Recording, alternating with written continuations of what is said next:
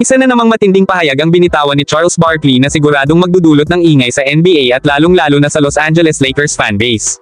Sa isang kamakailang panayam, muling tinuligsa ni Barkley ang kasalukuyang direksyon ng Lakers sa ilalim ng pamumuno ni LeBron James. Ayon kay Barkley, panahon na raw para seryosong pag-isipan ng Lakers ang pag-trade kay LeBron James, kasama na rin ang kanyang anak na si Bronny James, kapalit ni Giannis Antetokounmpo ng Milwaukee Bucks. Sa pananaw ni Barkley, ito raw ang tamang hakbang para muling makabuo ng championship caliber team ang Lakers. Sa kanyang mismong pananalita, sinabi ni Barkley na wala nang kailangang patunayan si LeBron dahil halos lahat na raw ng milestone at karangalan ay naabot na nito.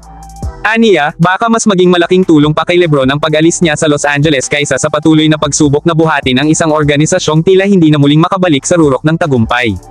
Dagdag pa ni Barkley, tila hindi na raw sapat ang presensya ni LeBron para ibalik ang Lakers sa pagiging contender. Matatandaan na sa mga nakaraang season, kahit pa matinding effort ang pinapakita ni LeBron sa court, tila hindi na ito sapat para makapasok sa malalim na playoff run ang koponan. Kaya para kay Barkley, mas makabubuti na i-maximize na lang ang market value ni LeBron habang kaya pa, at gamitin ito para makakuha ng mas batang superstar gaya ni Giannis na pwedeng magsilbing sentro ng bagong era ng Lakers. Isang matapang pero may punto ring suhestyon, lalo na't papalapit na rin sa twilight years ang karera ni LeBron James. Pagdating naman kay Bronny James, malinaw ang punto ni Barkley, hindi niya minamaliit ang kakayahan ng binata, ngunit inihayag niya ang isang matinding katotohanan. Ayon sa kanya, kung sakaling tuluyang magretiro si LeBron o mawala sa liga, posibleng mawala rin agad sa NBA si Bronny. Sa madaling salita, tila inuugnay ni Barkley ang pag-asa ni Bronny na makapanatili sa liga sa presensya ng kanyang ama. Isa itong masakit pakinggan ngunit hindi rin maikakailang naglalaman ng isang reality check para sa mga nanunood. Si Bronny ay isang batang may potensyal, pero sa isang liga na punong-puno ng talento, hindi sapat ang apelyido para makasigurado ng long-term career. At para kay Barkley, dapat itong tanggapin ng pamilya James at ng Lakers management. Ang panukalang trade na ito ay tiyak na kontrobersyal.